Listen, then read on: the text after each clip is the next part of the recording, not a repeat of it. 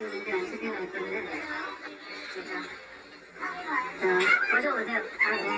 제가 만들어드릴 테니까 여기는 국가보안법이라는 얘기고요. 이건 명확하게 아셔야 될 게 정신 아니에요. 야, 언제부터 국가보안법이야? 다 들어가세요.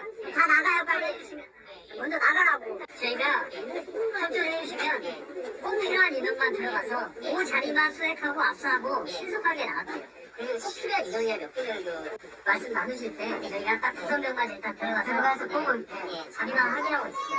그러면 저는 자기가 쫓기면 어제 5분이랑 상관있으면 어려워요. 네. 네, 몸싸움도 있었고요. 건물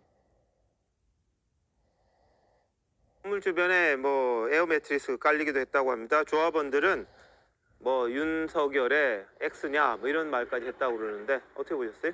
그러니까 지금 현재 북한은 우리의 주적입니다.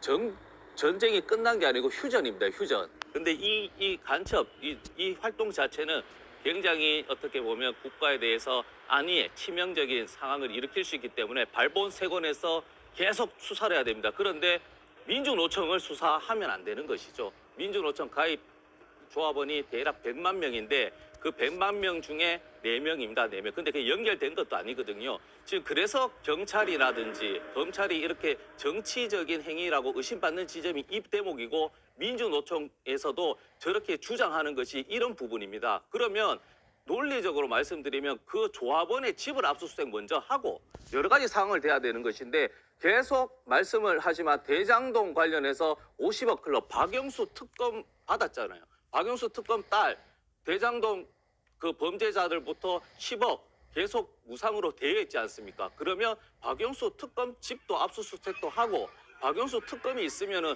검찰청도 압수수색을 해야 되는데 왜 그런 검찰에 대한 편파적이고 경찰의 수사 그리고 윤석열 대통령이 노동개혁이라고 하는데 노조개혁을 하자 이렇게 이야기하는 이 시기에 민주노총을 압수수색하냐 이런 부분에서 민주노총은 강렬하게 반발하는 것입니다. 알겠습니다. 뭐 매번 말씀드리지만 민주노총에 대한 압수수색은 아니고 민주노총 간부에 대한 그 사무실 그 자리에 대한 압수수색으로 지금 알고 있고요.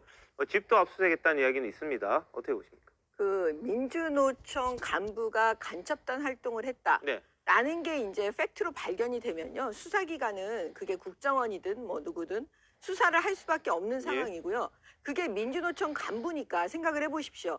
민주노총 그 간부가 자기 지하 조직을 만들었다라는 그런 예상은 누구나 할 수 있는 거거든요. 그러면 당연히 민주노총에 대해서 압수수색 들어가는 건 그냥 기본입니다. 어떻게 보면 수사의 교과서적인 걸 그냥 한 거고요. 제가 볼 때는 그 문재인 정권 5년 내내 과연 그 이 남한에서의 그 간첩 활동은 어떻게 되었을까라고 계속 궁금해해 왔어요. 근데 마침 이제 국정원에서 이런 얘기가 나오니까 야, 진짜 5년 동안 간첩들이 엄청나게 활개를 쳤겠구나라는 생각을 할 수밖에 없죠. 보세요. 민주노총이 그동안 보여준 게 뭐냐면 그냥 노동운동 하는 그냥 기구로 우리가 알고 있죠. 보통 국민들께서.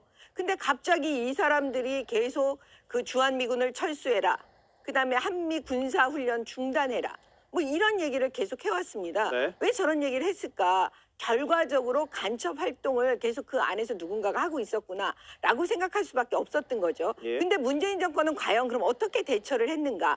계속 그 국정원의 그 간첩 수사권을 없애는 방법으로 일을 했습니다. 그 민주당이 국회에서 단독으로 국정원법을 바꿨는데요. 거기에 보면은 뭐냐면 간첩 수사권을 없애고 경찰로 넘겨줍니다. 이제 1년 후면 국정원은 간첩 수사 못하게 되어 있어요. 그러니까 이 부분도 지금 우리 국민들께서 지켜보셔야 되는 부분이고요. 이미 검찰에서는 그 이 간첩 수사에 대한 그 기능을 거의 잃어버렸다고 보면 맞습니다. 이